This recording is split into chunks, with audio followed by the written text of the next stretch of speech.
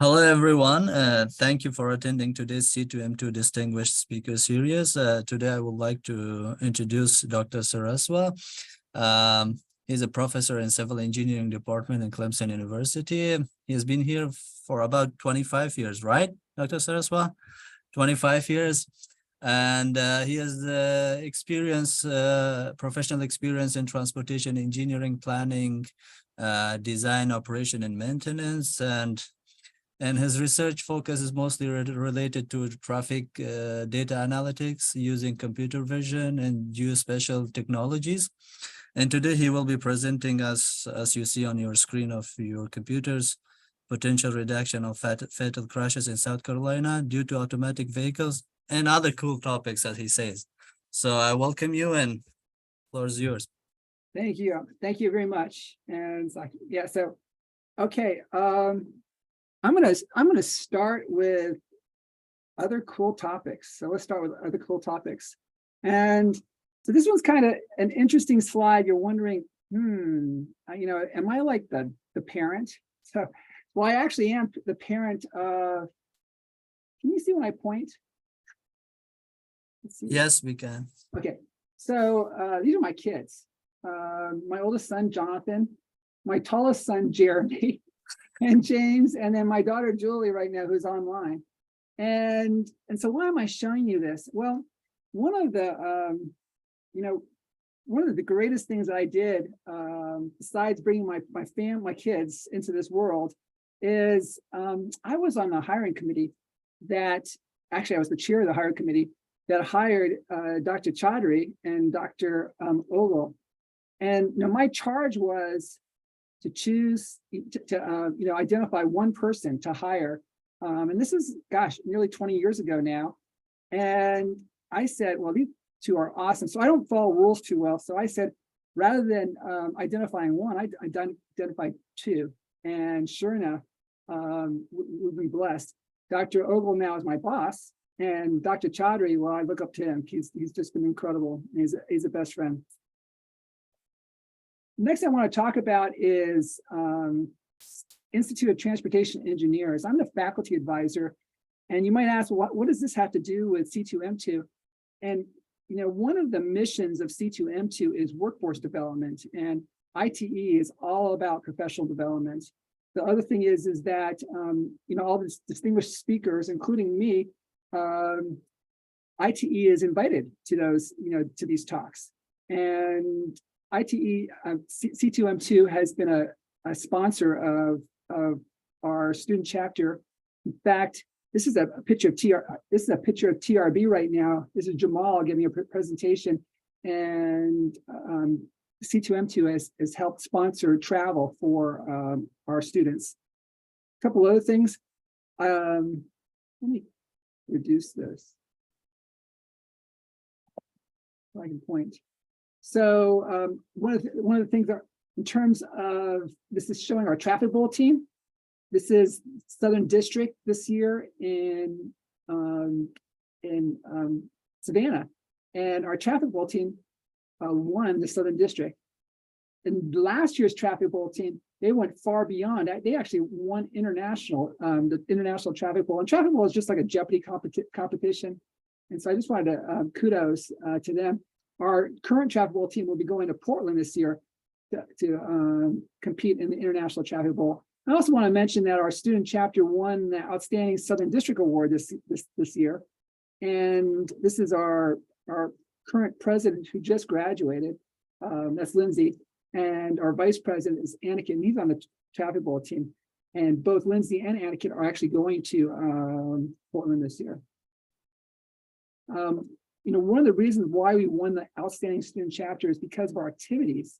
And one of the activities that we did last year was look at congestion along 123 Tiger Boulevard. Some of the students that are online right now worked on that project. And, it was a great project. Students had a chance to collect data. They did the analysis and actually did a presentation to stakeholders. This is right here. He's our chief of police in Clemson. And this person over here is the mayor of Clemson. And so we had a number of distinguished, and we had some city council members and some other community members, and they came and saw our presentation. And, you know, we presented different alternatives to fix this Tiger Boulevard corridor. And I just want to show you one thing really quick. Students had an opportunity to do a simulation, create a simulation, and Reek had a lot to do with that. Oopsie. And just want to show. And this is one of the scenarios. This is a bypass. What we designed was a bypass of Tiger Boulevard with this rural connector that goes behind all the fast food along the corridor. And it showed how we can actually, by adding this bypass, even during the busiest times, we can make our levels of service a C or better. And a C level of service is actually very good. And so right now it's at an F level of service. You know, the grading scale, A is, you know, excellent, and F would be failing. And right now during our peak hours, our traffic is pretty much failing along this corridor.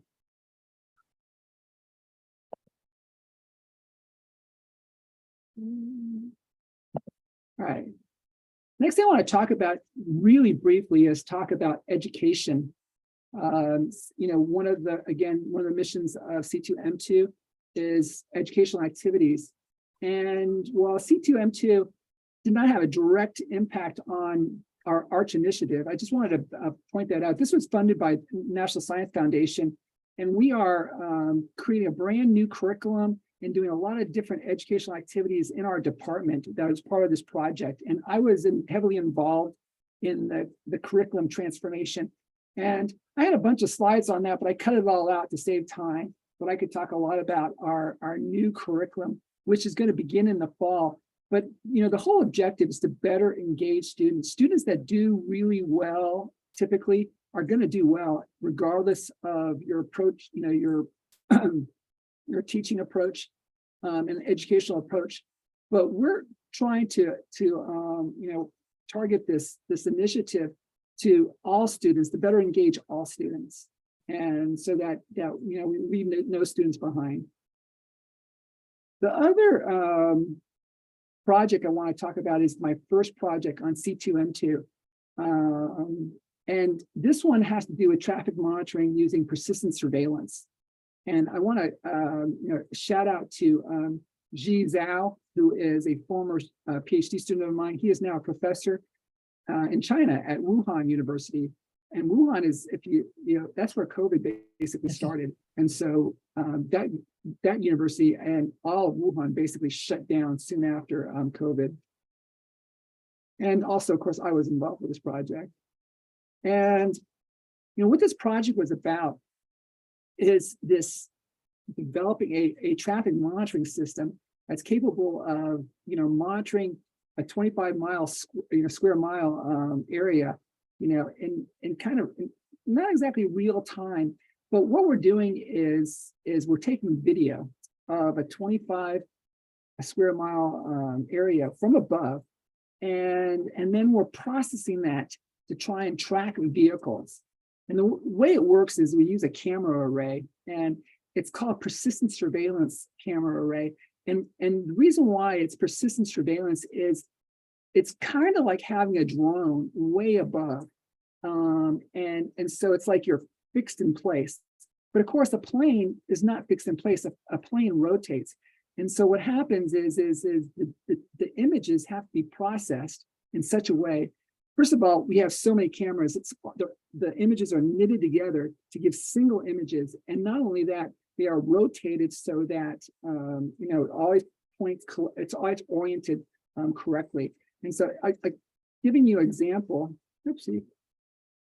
So here it is right here. You can see how the plane is, every second, the plane is moving. It's taking you know, these images every second. And it's just a huge amount of data, these images, because it's such a large area. But you can see how as the plane rotates, the images are orthorectified. In other words, they basically stay in this northerly direction. They're oriented correctly, is what I'm basically saying. But there's a lot of challenges to trying to process, such a large amount of image data. The data is huge. A single compressed image is, 40 to 50 megabytes, and uncompressed, it's nearly a gig. And another thing is that the sub images from different cameras, they don't align perfectly. And so trying to track vehicles as they move from image to image is really, it's very challenging. Another thing is that the images are not totally stable. And what I mean is while they might be lined up really well 1 second, the next second, it could be breaks. And so you can see from here, looks pretty good, but then we get this the next second. Another challenge is the illumination varies. You can see that the lighting varies. And the resolution is not great. It's about 0.5 meters per pixel, which is pretty darn good, but you can see that, what are these? Are they cars? That's what we're trying to do, is identify cars. So hopefully they're cars. But one thing that we can do is try, as we track vehicles movement, on a single image, we might not, be able to figure out it's a car, but since they move, then from image to image, then we can actually say, hey, yes, these are indeed cars. Another challenge, though, is that we only collect data at 1 hertz, which is 1 frame per second. And vehicles that are traveling 60 miles per hour, that's 88 feet per second. And so to try and do correspondence from one image to another, to try and find that same vehicle is, again, challenging. And our approach to doing this, we looked at different approaches, but we pretty much settled on a deep learning approach, which is it's convolutional neural network.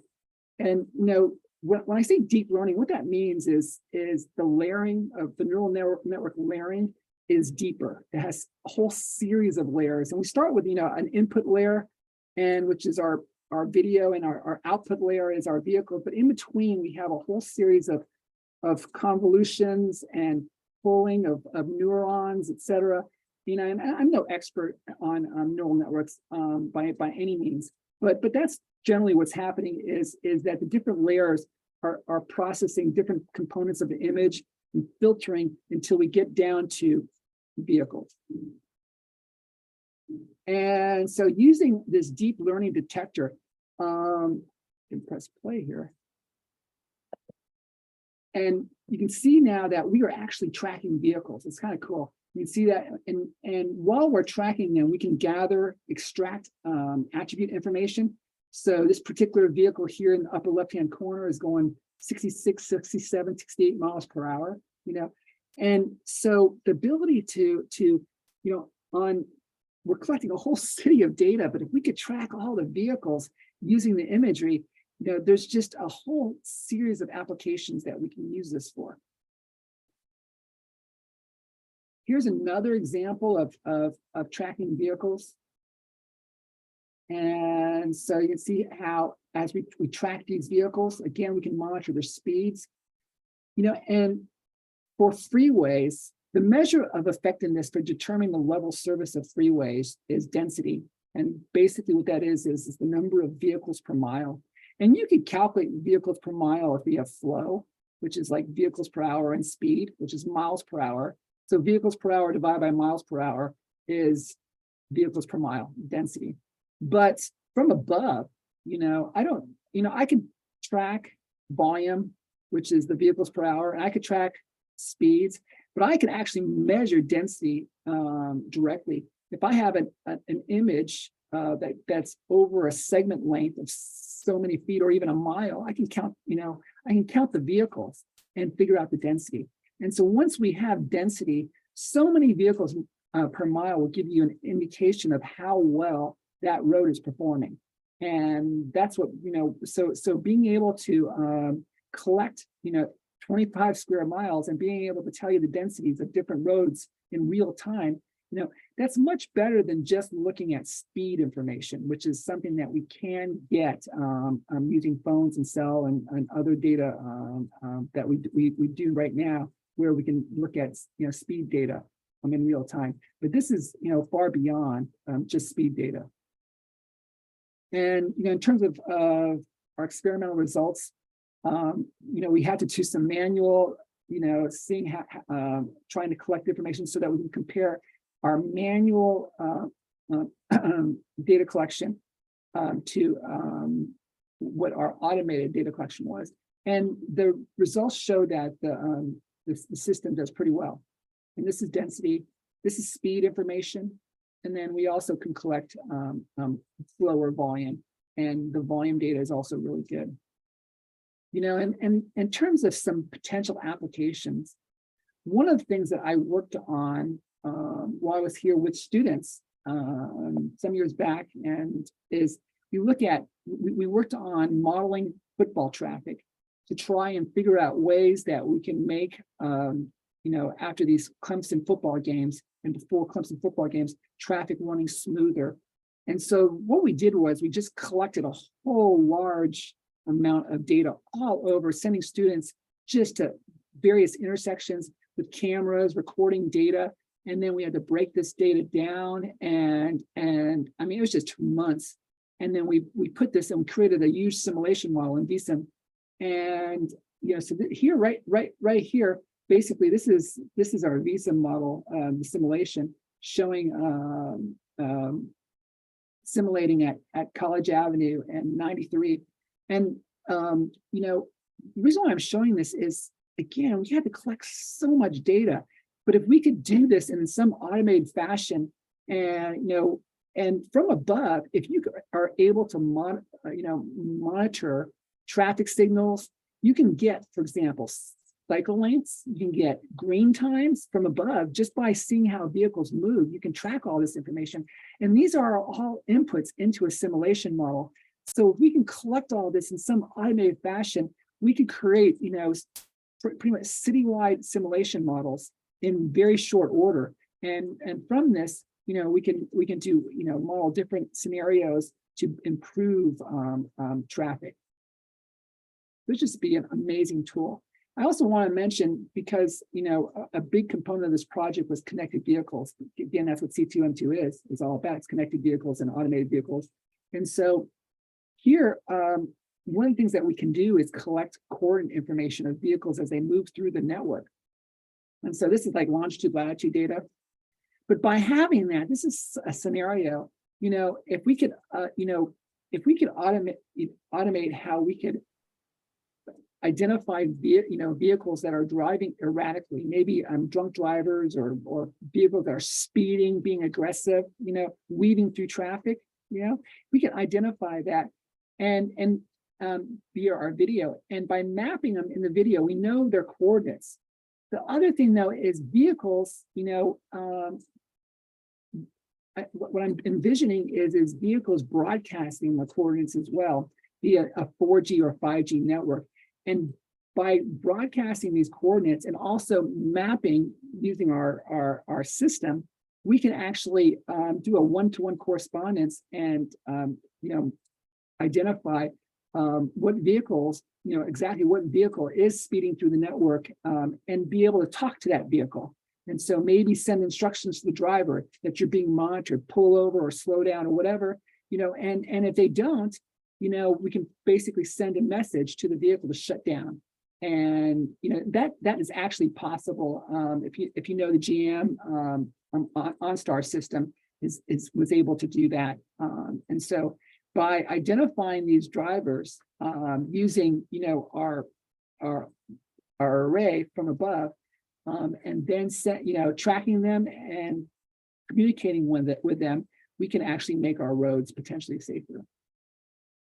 Now, I'm just going to pause for a second and show some pictures of my family. This is in Ireland last year. This one right here. Here we are drinking in Ireland, and my son Jeremy, who is not 21 yet, he's drinking a Guinness since we were in Ireland. And I mentioned that because he wasn't 21, but the drinking age there is 18. This is me. I'm kissing the Blarney Stone. If you know what that is. If not, you can Google it. This is the castle we stayed at. We actually stayed at this castle. That was really cool. Again, that's my wife, Sarah. And this is, again, Jeremy, Jonathan, James, and Julie. More pictures. This is my kid's grandmother. So this is my wife's mom, Liz, and then also some other cousins. And here we are at the Cliffs of Moher. And and this is in Livermore last year. No, this is not true. This is some family pictures a few years back, actually. This is my sister-in-law, Tony, and his son, my nephew, Benji. And this is Hunter. And this is Benji's wife. And then again, my daughter and my wife. And here, this is again, Benji, my nephew, and this is my niece, Melanie. This was last year. This is in Livermore last year. This is last summer. And again, last summer. And this is kind of a cool monument here. What this is this park was developed because Livermore, there's actually one of the elements is named after Livermore. I can't think it's called Livermorium. And so this is basically a park that recognizes that. So you're saying, well, why am I showing you these pictures? And well, it stemmed back from why was I in Livermore last year? And this is Hunter. Again, this is my nephew. And the reason why I'm showing you this is because the reason why I went last year was because Hunter, he was involved in a crash. He drank too much and he was on the road and was driving at high speeds, and he hit a solid concrete wall as he was exiting the road, and he died instantly. So the reason why I'm showing you this is because this brings me into my next. This is my nephew Benji giving the eulogy, and what we're talking about here is a fatal crash. And there are so many fatal crashes that occur in the United States, about 40,000. During my talk today, we're going to probably have 5 fatal crashes. And these fatal crashes, you're not going to even think about them. I mean, you wouldn't even have thought about them unless I brought it up. But each fatal crash has a story behind them and has a family, and every fatal crash, people's lives are affected. Of course, the person who passed away, but it's just such a great tragedy. And we have so many of them, we pretty much, we just accept it. There's just so many. If we had 40,000 die on a planes, that would be just incredible news. But fatal crashes on freeways, they don't make front pages anymore. So this project that I'm talking about is the potential reduction of fatal crashes in South Carolina due to automated vehicles.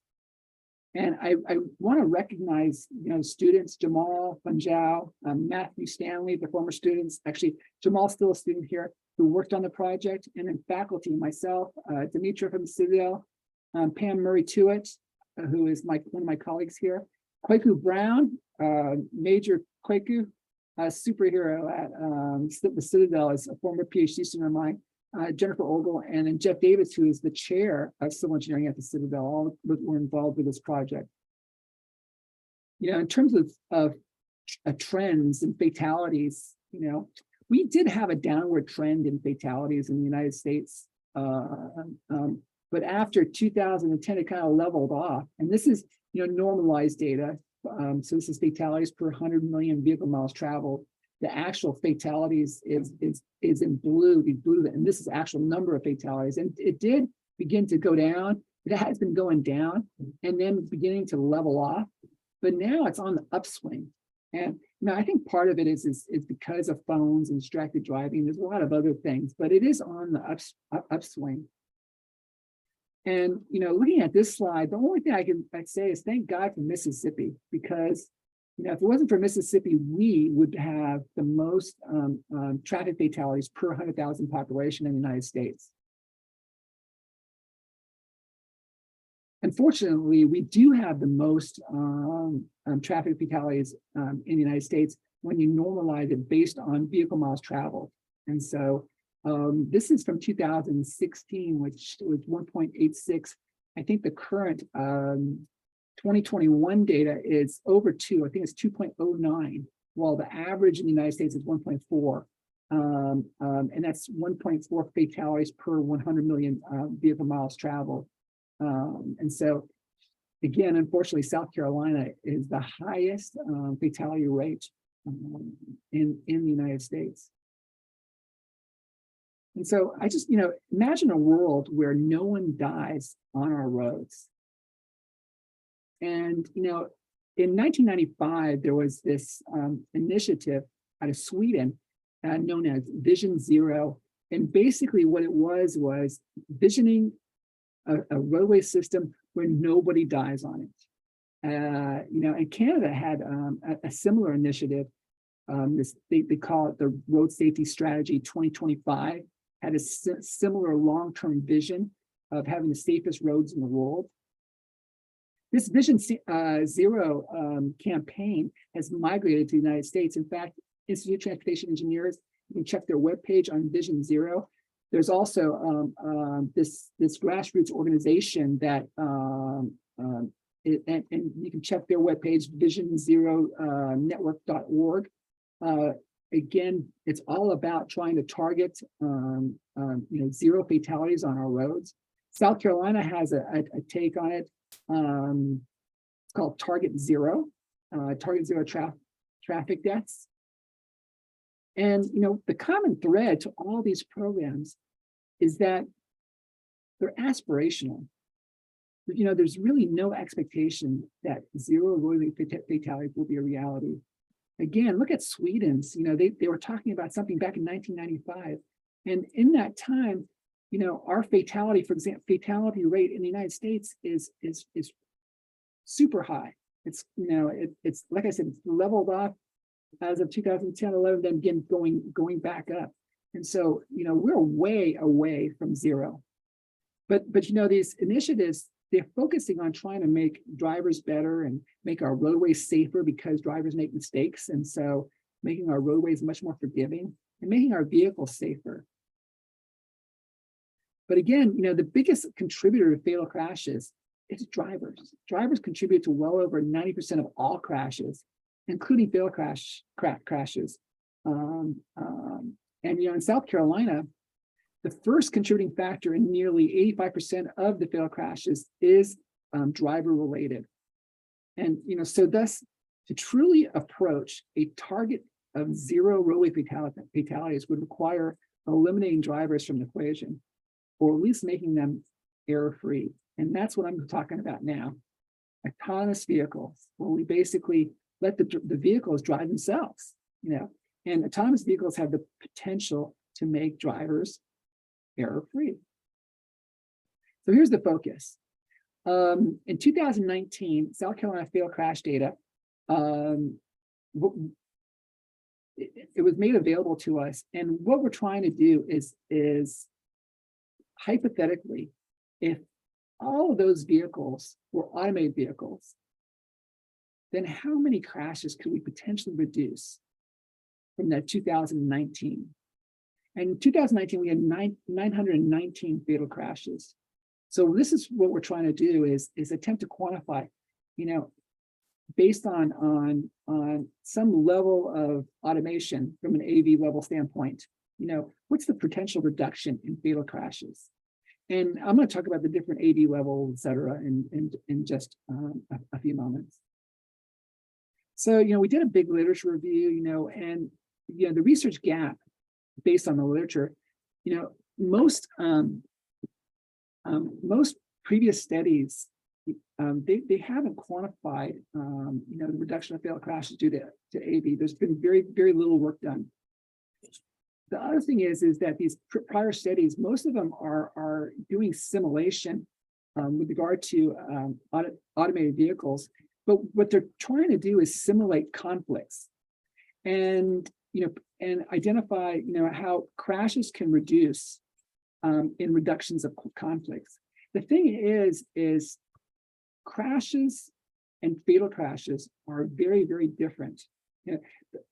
Approaches, this micro simulation approach with different penetrations of CAS, which is connected vehicles, automated vehicles, using like the Federal Highway Administration, the surrogate safety assessment model, which is, it's a simulation model that does conflict analysis.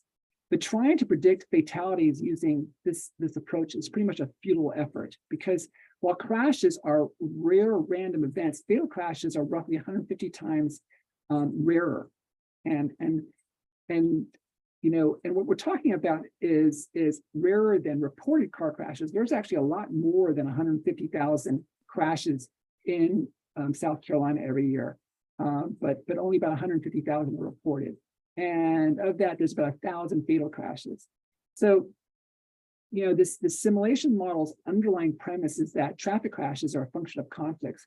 And while this is true for the vast majority of all crashes, it is not true for fatal crashes. Nearly half of South Carolina fatal crashes, they involve, roadway departure. Nearly a third are the result of impaired driving. And, many of the fatal crashes are single vehicle crashes. So conflicts with other vehicles just don't exist. So here's the methodology then. Acquire the 2019 crash data. That's what we did. The digital crash data was provided by the South Carolina DOT. And then we also, we went to the Department of Motor Vehicles and the South Carolina Department of Public Safety, and we got fatal crash reports and also what are called MATE reports. The fatal crash reports, I think many of you are familiar with, they're the actual crash reports that the officers fill out.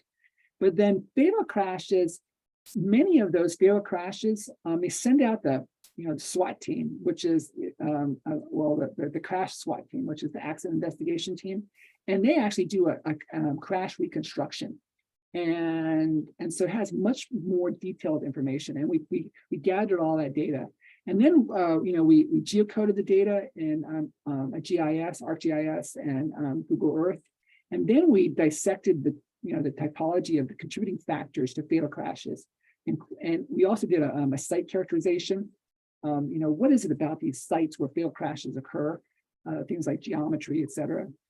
And then we analyzed the distributions of the different contributing factors and also the site characteristics to try and figure out how, could this fatal crash have been avoided if we had automated vehicles? And, our approach, though, is kind of what's called a meta-analysis, where we synthesize past research from the literature, and we try and pull it all together and do, try and do statistical analysis to figure out, apply this synthesis of work to automated vehicles, try and modify it in such a way, because, there's a lot of data, a lot of research on safety.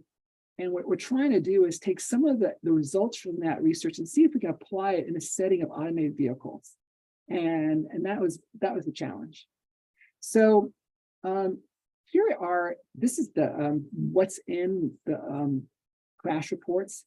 And this is kind of like the coding dictionary. So we broke it down though by driver, environment, and by vehicle. We have what are called harmful events. That's like, hitting a fence. Your first harmful event might be hitting a fence or hitting a culvert. And then we have a bunch of contributing factors. Driver contributing factors could be driving too fast for conditions or exceeding the speed limit, driving too aggressively, so there's all sorts of potential contributing factors. And this is based on what the officer thought was the contributing factor to the fatal crash. From the environment standpoint, it's kind of interesting. The environment is much more than just the roadway and, objects, trees, et cetera. It's also what's on the roadway besides, the vehicle itself. So, for example, pedestrians would be included in the environment. And if you hit a pedestrian, that pedestrian is part of your environment. And maybe the pedestrian was contributed to the crash because the pedestrian was on the road, which, crossing the road in the middle, running out, darting out in front of the vehicle, so it may not be the driver's fault, And then there's the vehicle contribution, where the vehicle itself, something may have a tire blowout or whatever could have contributed. And so if I look at some of the contributing factors and try and create a Venn diagram, this one on the left is a famous Venn diagram from Treat 1979. It shows about how 95% of crashes the driver was the major primary contributing factor or contributed to 95% of the crashes, in this case, 93%, And, just looking at South Carolina data, this is 2018 data, 157,000 crashes were involved. It's about 95% were driver related, So about, it's fairly similar. You notice though that the vehicle back in 1979, about 13%. And now, it's only about 3% of crashes are that the vehicle contributed. So it seems like our vehicles are getting much, much safer, and then the environment here, on the left, the environment and the roadway is about 34%. On the right, it's 18%. But again, on the right, this is about, and actually this whole slide is about all crashes, not about fatal crashes. And taking a look at just at fatal crashes for 2019, when I hypothesized what was going on here, I was saying, gosh, it's going to be more than 95% of fatal crashes in South Carolina are going to be driver related. But it's not true. It's actually less than all crashes. So while all crashes, close to 95% are the driver is the contributor to the fatal crash. The fatal crashes, it's much less than that. It's about 86%. And the environment has a much higher percentage. And one of the reasons for that is because many of these crashes with fatal crashes include pedestrians or bicyclists where they were at fault and they're part of the environment.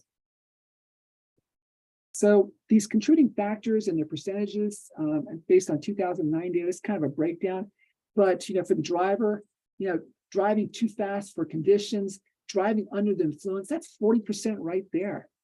And think of if we had automated vehicles driving themselves, well, then the assumption is they won't drive too fast for conditions. They can analyze the road, they can look at the speed limits, and they're following rules. They won't drive too fast. And we won't have drunk vehicles, hopefully. And so right there, we can eliminate, 40% just by those two contributing factors.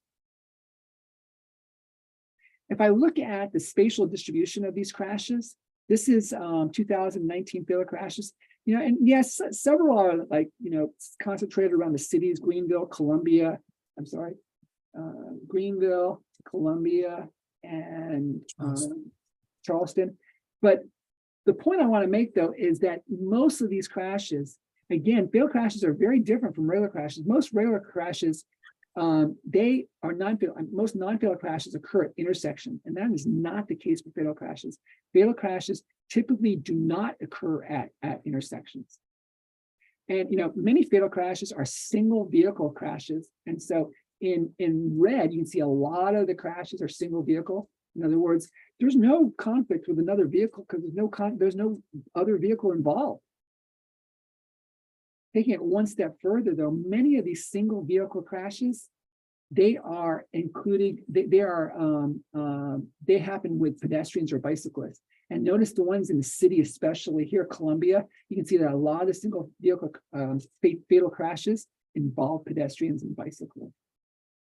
And I just have to highlight, we just recently had a pedestrian fatal crash here in Clemson. When I heard about this, I said, Robert Barrett, I really felt sad for this person, Robert Barrett. Then I find out the next day that Robert Barrett is actually Bob Barrett. Well, I know Bob Barrett. He's a friend of mine. He was a friend of mine. He was killed in March, crossing 93. And this picture on the right, this is my son, James, and he's, this is our church, and he's going through confirmation right here. And Bob Barrett was James's confirmation mentor. I just want to mention again how, while we are kind of somewhat immune to fatal crashes, that there's so many fatal crashes that occur because we don't know the people. Well, somebody knows these people. In fact, with Bob Barrett, we knew, and it's just really just a terrible, terrible tragedy. If you knew Bob Barrett, I think I can get everybody to cry because I was just bawling because of this. He's just a great guy. In fact, he was just delivering meals to a jail just the day before that. He's just, all he does is volunteer. And for those of you who know who Banks McFadden is, one of our most decorated athletes in Clemson history, well, Bob Barrett is Banks McFadden's son-in-law.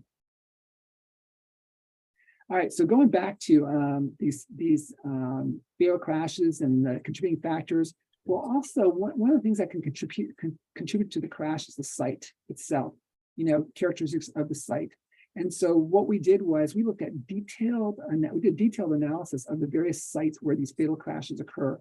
We looked at the police narratives, but we also visited Google Earth, and did site investigations to determine, curve information, and here, we're looking at, for those of you who took my class or whatever in roadway design, the design radius is a function of the speed. And so, or the design speed is a function of the radius. It's a better way to say it. And this is a famous equation for the Ashton-Green book. For those of you in metric, this in the denominator here, this would be 127. But this is the standard imperial units.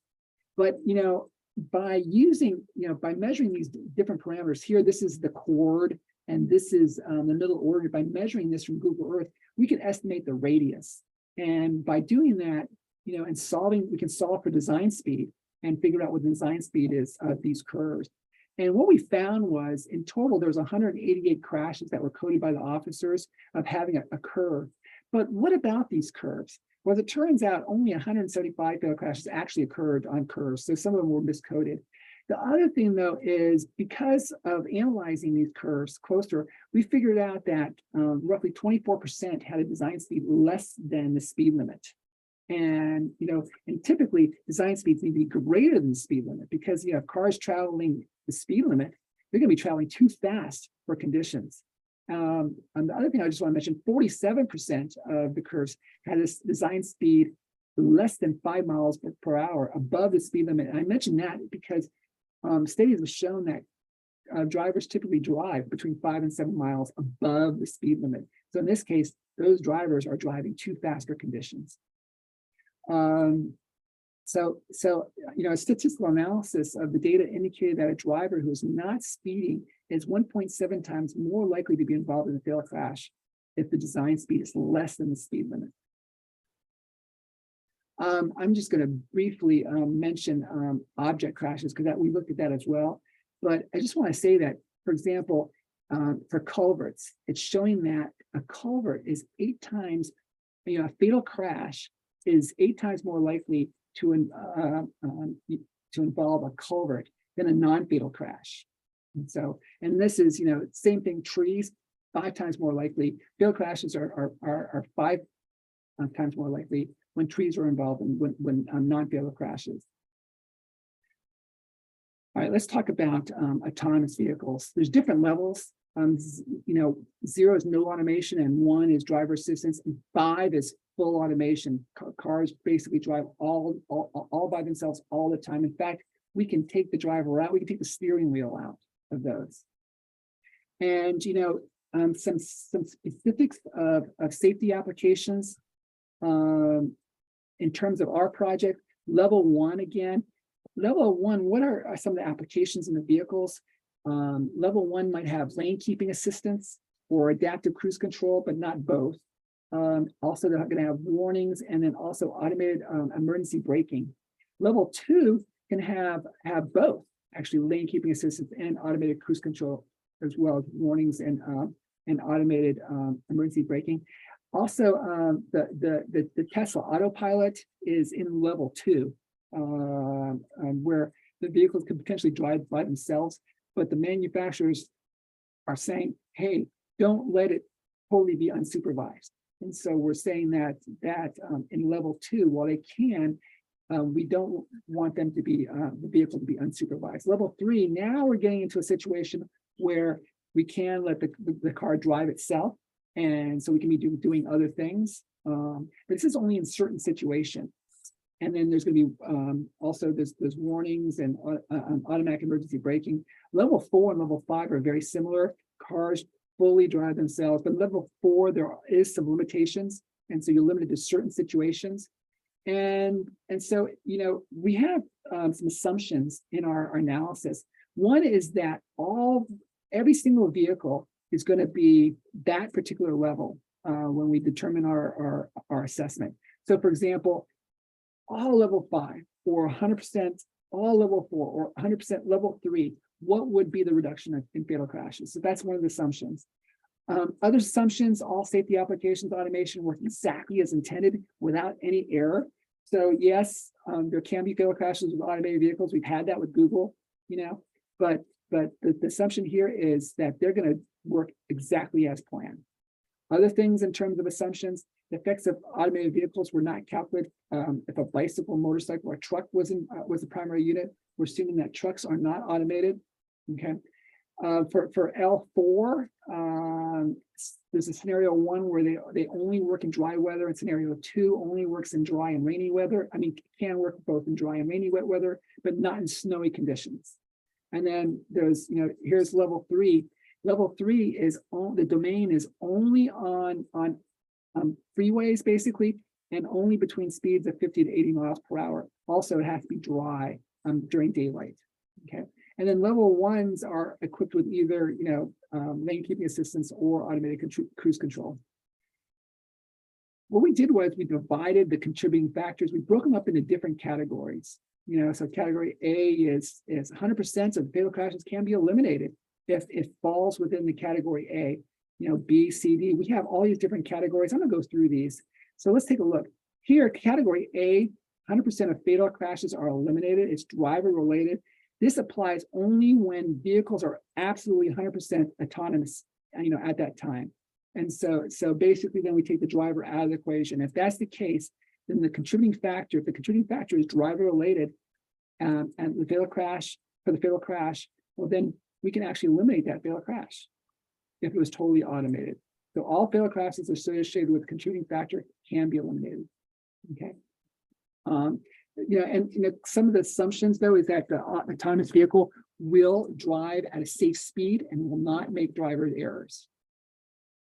Category B and C basically are fatal crashes that cannot be eliminated. So in other words, 0% reduction in crashes. Category B assumes that the contributing factor is unaffected by automated vehicles. So vehicle problems and defects, tire blowouts, and all that would be included in category B. In category C, we're trying to be conservative. There's not enough literature out there, and so we can't, for example, an animal on the road, would the automated vehicle handle the animal better? And as it turns out, actually, in some cases, that can be the true, because automated vehicles use infrared sensors, can maybe track the animals in the road that we cannot see as humans. But obstructions, roadway, rutting, hole bumps, and things like that. Basically, we're saying that we are not sure how the automated vehicle will act, and so we're going to say that no fatal crashes will be eliminated. Category D, basically, this is pedestrian fatal crashes. Assumes that the probability of a pedestrian fatality can be changed with automated emergency braking. Here's the thing: the deceleration rate of a vehicle for an automated vehicle, we're assuming that's going to be the same as a driver braking. What's going to change though is reaction time. Automated vehicles, studies have shown automated vehicles can react faster than drivers. Typical driving, for those of you who know the design driving, the reaction time is 2.5 seconds. As it turns out, studies have shown we can get better, we can get better, a little bit better than that. But on average, if we look at all drivers, for example, in South Carolina, it's about 2.05 is the average reaction time. Whereas automated vehicles, we're talking about a half a second. So we can save 2 seconds. And during that 2 seconds, we can decelerate quite a bit potentially. And that's what we're saying. Well, if we were hitting that pedestrian, this much slower, could the pedestrian survive? And there's an S function that we use for determining what the based on the reduction speed, what is the probability that fatality would still exist?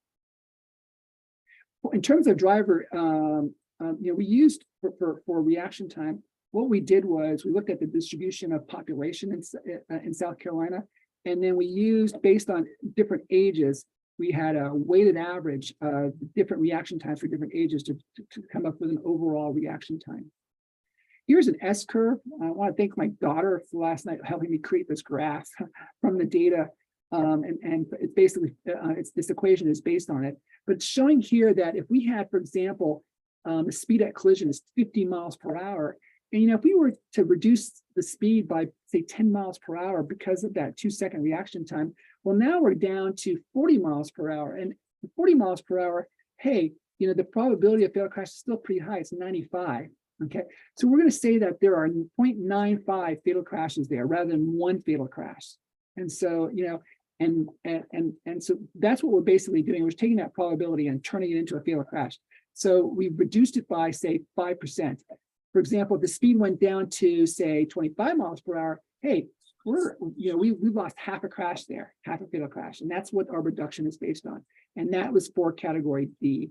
Category E, it's kind of a similar S function is applied, but it's for rear end and head-on collisions, and how, if we react better, so we don't have these rear ends collisions or head-on, or we speed and impact, we reduce the speed. So we consider the speed and the direction of the vehicles, the reduced speeds due to the automatic emergency braking engaging, then we can potentially reduce the potential for the fatal crash. That's what category E is. Category F is warnings. This is, your vehicle is warning you. For example, and some vehicles can actually now, they can tell if you're falling asleep, distracted, inattention, exceeding the speed limits, medical related, case by. So what we're doing is we're using these warning systems and see how these warning systems can potentially reduce fatal crashes. The reduction rates are based on literature. Category G is lane keeping assistance. And so we're basically using, the study for Finland that says that LKA could prevent 30% of single vehicle and 24% of head-on, depending on contributing factors. And so we applied those rates. Yeah. And so here it is then for, for the different fatal crash reduction categories, okay, for these different contributing factors, what applies? For level 5, driving by themselves, all these are driver related. So, oopsie, sorry. So for driver related, hey, we're going to automated vehicle. We can actually reduce 100% of the fatal crashes that have contributing factors in, that are driver related. For L4, L3, L2, it all depends. And so, depending on the crash, we dissect the crash and then we figure out which methodology, based on the category, do we apply. And so here again, this is our table of which categories apply depending on the contributing factor. And when we determine, is there reduction based for this particular crash, we determine what the best reduction is, and that's what we use for that fatal crash. So if we can eliminate it based on too fast for conditions, that's the one we use, even though there might be a reduction due to the environment. Okay, so here's the results. This is the answer. This is the end, basically. What we've determined is that of the 919 fatal crashes in 2019, we can get down to 871 if every car out there was level 5. For level 4, if you recall, scenario 1 is only dry conditions, and scenario 2 is dry and wet conditions. So 5% of those fatal crashes were in wet conditions, so we can't mess with those. And but anyway, so for level 4, it's very similar to level 5, except that they don't apply in wet conditions or wet, at night is the other thing. For scenario 1, it's wet and at night, I believe. Level 3, again, cars are kind of autonomously driving depending on speeds, the roadway characteristics. And then level 2, it's either lane keeping assistance or automated cruise control. For level 1, it's one or the other. And here's our reductions. And so, but for level 1, we can reduce between 100 and 200 fatal crashes out of the we're talking about 10 to 23%. But again, if we go fully automated, 95%. then we're approaching zero. A couple of other thoughts. Again, the major assumption is that the technology works perfectly. Well, that is not true in the short term. In the long term, we're going to learn from every mistake that automated vehicle makes to make that technology better. And so in the long term, then this assumption may not be that far off. Also, what about, and we're going to actually have a vehicle mix of different levels. And so what we're going to have to do is some weighting, apply weighting to these different levels, depending on how many are level 1, level 2, etc. Again, we're assuming all level for this research, all level 5, all level 4, etc. And then other thoughts, like I said, this actual empirical data that we can get over time for fatal crashes with automated vehicles on the road, it's so much better than what we did right now. There's just not data available. So we had to make a lot of assumptions and use literature and research that really wasn't applicable directly to automated vehicles, and we had to apply them in that way using some statistical analysis. Okay, I have run over time, but if I have a few minutes, I'd be happy to answer some questions. And so, thank you for having me. And so I'm going to turn it over to Becky to moderate any questions if there are any. Yes, please feel free to put your questions in the chat box, or you can unmute yourself. Okay. Okay, so I have some questions. Let's see, or a little bit. Okay. My daughter. How do you address privacy concerns around the use of the software to monitor vehicle behavior? And my answer is, you Republicans. Now, my answer is yeah, this is definitely an issue. In South Carolina, we don't have any sort of red light running cameras and things like that. So this is a barrier, no doubt, in terms of having Big Brother out there. Okay, but this is the political thing, and so I'm trying to save lives, and so this is not my thing. If we can convince people that yes, indeed, we can save lives with this, would they relax on some of these privacy issues that my daughter's talking about? Because it is true, it's a big issue and it is a barrier. Okay. At the same time, as as laws come in place, we may get past some of these barriers. Right now we have cameras all over the road, and wouldn't it be something else if they actually were able to record? And you know what? They can, but they do not store the information. But we can store the information. We can, we don't have to store all the video. We can actually store just incidents. It's just like somebody coming to your doorbell camera. They can actually just store, just that little segment. And wouldn't it be great to have actual video of a crash rather than try and reconstruct it from nothing?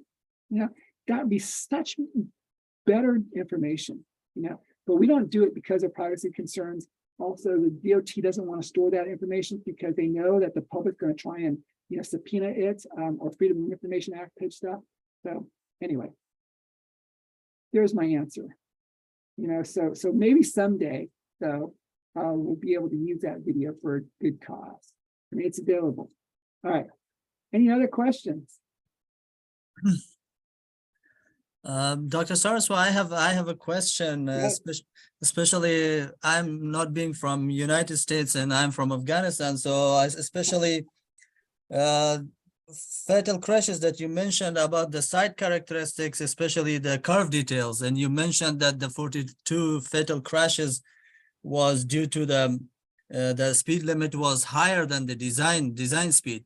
So don't you think it will invite some claims or legal issues and all this kind of stuff if you publish this report or this kind of stuff? Yeah, okay, so that's it is a good point. That this information can be used by people that are involved in crashes. They can sue the DOT because it didn't meet design, potentially, and it is totally true. But the thing is see, by studying, in fact, about to start a new research project looking at curves in South Carolina, collecting this information. And our goal is to go out there to find those locations that do have issues with regard to design speed, lack of chevron signs, et cetera, so we can make those, those locations safer. So my thing is, well, let's see if we can fix the problems before the problems occurs, because if the problems don't occur, there will be no suits. Yeah. So there's my answer. Yeah. Great. Thank you. No problem.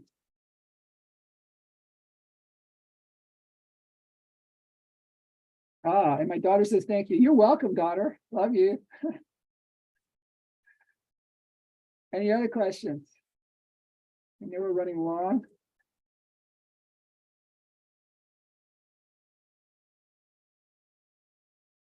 Okay, well,